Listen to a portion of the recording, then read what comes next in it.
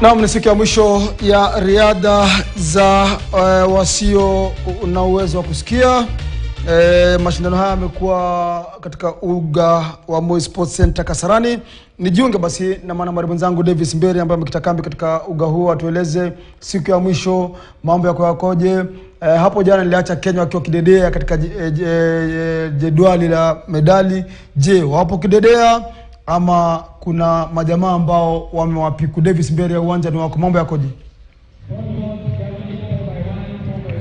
Shukrani Hassan Juma pale studioni, tayari umeshanipa kijiti nami nikitende haki. Nipo katika uga wa Kasarani ambako makala ya pili ya mashindano ya riadha barani Afrika kwa wale wanariadha wenye changamoto ya kusikia yanaweza kufikia tamati hii leo. Ni mashindano ambayo yaliweza kungwananga siku ya Jumatatu na tumeweza kushuhudia mataifa 6 wakionyesha ushindani mkubwa katika vitengo mbalimbali vya mbio tofauti. Kenya ikiweza kuonyesha nia ya kutetea ubingwa kutoka siku ya kwanza hadi siku ya mwisho. Na kabla tu kupitia matokeo sasa hivi, wakati tu tunaweza kuja kwako mbashara, Kenya inaongoza jedwali la medali hapa na jumla ya medali 66 hapa, medali 23 za pale dhahabu, nishani za fedha zikiwa 19 sawia, pia na nishani pale za shaba zikiwa 23. Lakini kumbuka kwamba Kenya itakuwa inasaka kuona kwamba hawa wanariadha 60 ambao waliweza kushirikishwa humu ndani wanapata nafasi ya moja kwa moja kuweza kuliwakilisha taifa, kupeperusha bendera na hata kuwapa tabasamu mashabiki ambao wamekuja hapa na watakao wafuatilia moja kwa moja katika michuano ama michezo ama riadha za dunia ambazo zitakuwa zinaandaliwa kule Taipei nchini Taiwan ifikapo Juni mwaka 2024. Moja kwa moja basi nipitie matokeo nione kulikoni tangu mwanzo wa siku ya leo, tuone Kenya imefana vipi katika mbio za mita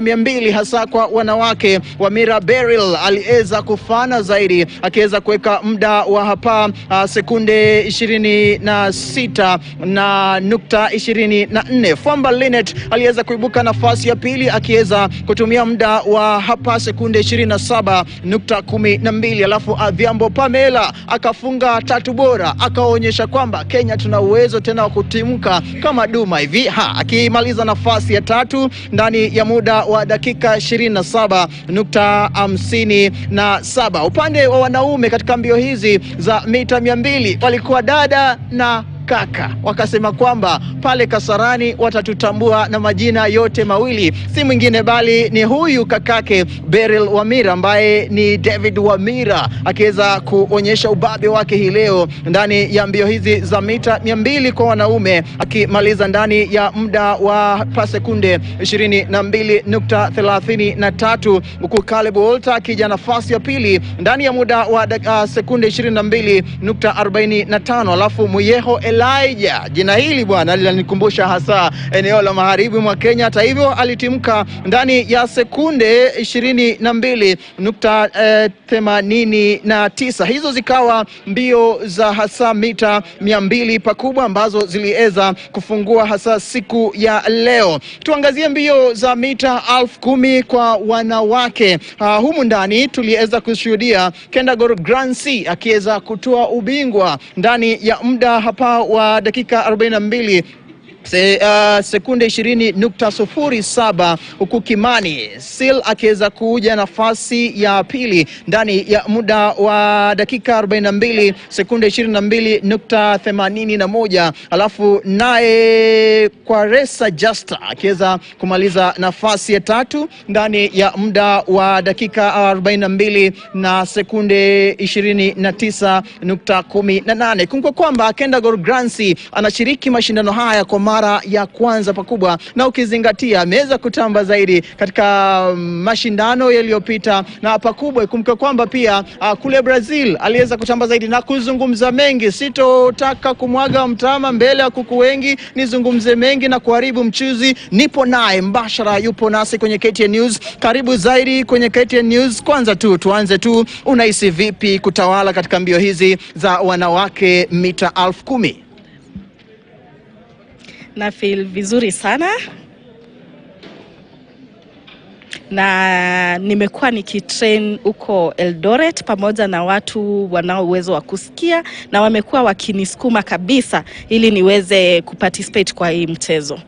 Katika michuano hii pakubwa mmoja atajiuliza, kule Brazil uliweza kutoa nishani ya shaba katika mbio za mita hapa 10,000, alafu hapa ndani umeweza kutoa medali 2 za dhahabu mita 5,000 na 10,000 sasa hivi. Kikubwa ambacho kinakuchochea na hasa kinakupa motisha kutamba zaidi ni nini? Motisha yenye imenipa ni kuwa nimekuwa nikitaka kushinda na kuweza kuwakilisha Wakenya wenzangu kwa hizi mashindano. Unapiga mazoezi kule Kaptagat na wanariadha waliokuwa na ama wanaokuwa na uwezo wa kusikia. Je, uamuzi kama huu uliufikia vipi? Ni kocha, ni nani hasa aliweza kukushawishi? Nimekuwa na coach huko Eldoret mwenye amekuwa akinipa motisha wa kuparticipate kwa hizi michezo ili niweze kufuatana na kucompete na wachezaji wanao uwezo wa kusikia.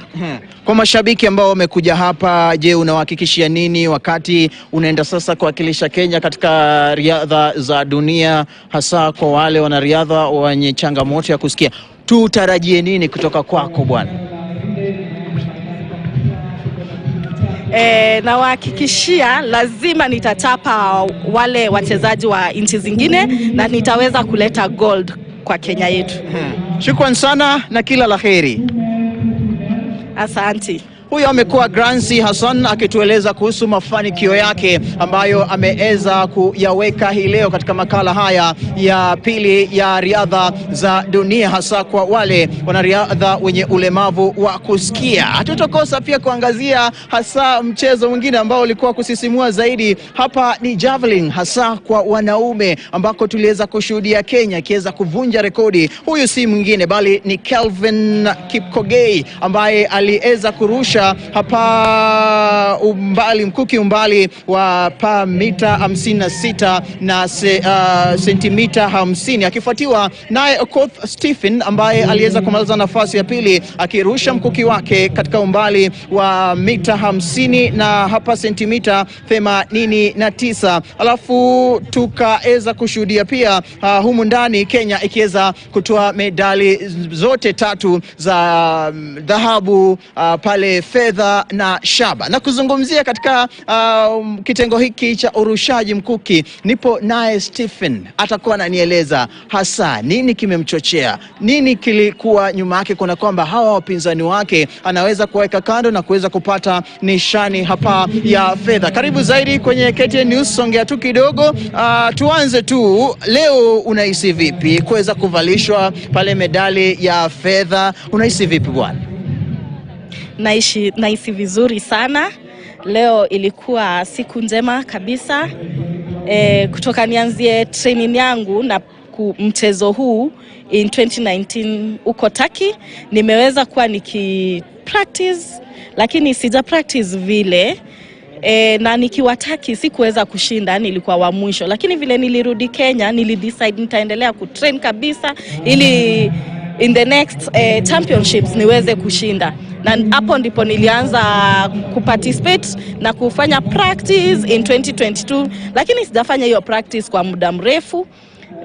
Vile niliona championships ziko karibu, hapo ndio sasa nilikimbia nikaanza kufanya practice ili niweze kushinda leo. Uturuki au kufanya vizuri, ufundi upi ambao ulirejea mazoezini na kusema kwamba lazima niboreshe hapa, changamoto zangu niziweke kando na kuweza kufana zaidi?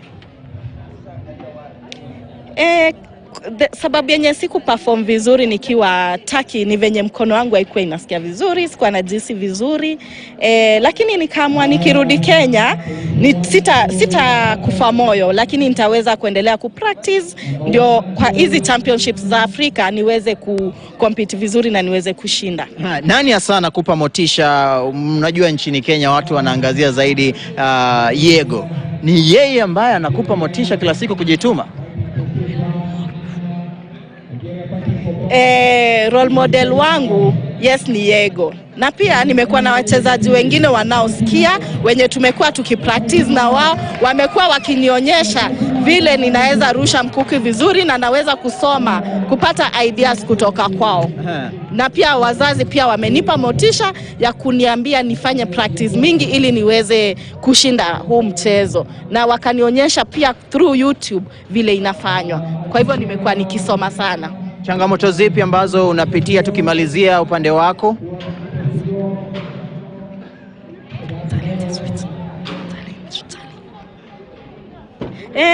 Changamoto siwezi sema saa hizi tuko na changamoto zozote, kwa sababu serikali pia imeweza kutupa support na pia tunashukuru Mungu.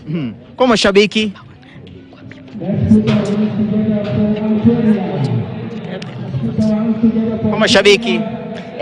kwa mashabiki na waomba waendelee kutupa motisha ili tuweze kuparticipate na kuweza kushinda kwa hizi michezo. Haya, huyu amekuwa nambari 2 katika urushaji mkuki, na mzungumzia Stephen ambaye aliweza kufanya zaidi. Anasema kwamba yule ambaye anamwangazia na anaweza kumpa motisha kila siku ni Yego, na pia ameweza kuwa anapiga mazoezi na wale warushaji mkuki wengine ambao wana uwezo wa kusikia. Kuzungumza mashindano haya makubwa yamefanikishwa hasa kwa matao ya juu zaidi. Kenya tukiwa kipaumbele, sitokosa kumhusisha yule rais wa shirikisho la humu nchini hasa kwa riadha ya walemavu wa kusikia. Yupo nasi Miriam Opondo, na pia aliweza kuteuliwa kama naibu rais wa hapa wale wana michezo wenye ulemavu wa kusikia barani Afrika, katika hapa warsha ya siku 2 iliyowaleta pamoja washikadau mbalimbali kutoka mataifa mbalimbali barani Afrika jijini Nairobi, na hata kufanya uchaguzi, na kando hiyo pia kuangazia masuala mengine ambayo yanakumba sekta hii, ikiwemo utumizi wa dawa za kusisimua misuli sawia pia na teknolojia. Rais, karibu zaidi. Najua kwamba tabasamu nzuri, hii inamaanisha kwamba mashindano yamefana. Kwanza kabisa, yamekuaje upande wako tu kwa haraka tu? Kusema ukweli, mchezo umekuwa very beautiful, na mimi nashukuru sana kuona Afrika wamekuja kwa hii event, because in 2019 ndio walikuwa hapa for the first time, and this been the second one. It has been amazing. Mataifa 6 yameshiriki pakubwa mashindano haya. Utazungumziaje ufanisi wake? Naweza sema, kusema ukweli, yes, tumekuwa na countries 6, na hiyo ni kuonyeshana ni vizuri, lakini watu wamepungua. Countries zenye zimekuja wamepungua kwa sababu in 2019 walikuwa 9, lakini tuna understand juu ya economic challenges zenye ziko saa hizi, maisha imekuwa ngumu, na sports zetu pia zimekuwa pia na changamoto kidogo, na having pia support kutoka kwa Paralympics imekuwa mzuri, na tunashukuru Mungu. Na venye tunaweza fanya ni encourage other countries wenye wako uko on the way forward, at least waje wa participate, because hata ukiangalia leo kuna very few people wenye wamekuja kwa hizi sports from different countries. Kwa hivyo sio all disciplines zenye zimeweza kurepresentiwa vizuri vile ilikuwa inafaa. Tukimalizia pakubwa, baadhi ya changamoto ambazo unahisi kwamba zinafaa kuangaziwa na hata kutatuliwa baada ya hapa ni kama gani? Mimi nataka kurudia tena na tena na tena, kwa sababu nimerudia mara mingi. Tunataka tu recognizewa vizuri, at least the deaf community ikuwe independent mambo ya sports, kwa sababu kuna classification ya sports yenye unapata deaf wamewekwa kwa Paralympics.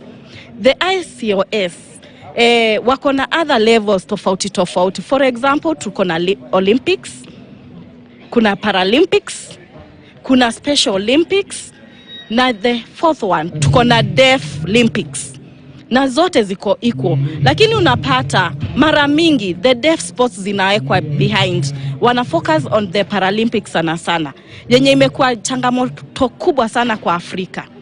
So chenye naweza sema ni very important, tafadhali, at least all African countries at least wa make the deaf sports na wa support the deaf sports vizuri. That is the athletics na zote, just the same way wana support Paralympics, kwa sababu mara mingi tumekuwa tukiachwa nyuma, na we are all supporting this for the betterment of our countries. Shukran sana na kila laheri Madam Rais. Asanti sana pia na nashukuru kwa KTN News. Haya ndiyo makao makuu ya michezo na burudani. Juu yake tunakuletea mbashara mashindano, matokeo na matukio ya makala haya ya pili. Kumbuka kwamba baada ya hapa tutakuwa tunakujuza katika taarifa zetu za mida ya saa 1 na saa 3 kuhusiana na matokeo, nani hasa aliweza kushamiri, na je, jedwali la medali Kenya inasimamia wapi kama mabingwa wa tetezi. Haya yote utakuwa unayapata humu ndani kutoka katika uga wa Kasarani. Nafungia hapo jamvi langu na kukuambia kwamba kesho pia ni siku majaliwa pia nasi tusafiri Taiwan, kuna kwamba tunafanikisha shughuli hii pevu. Kwaheri.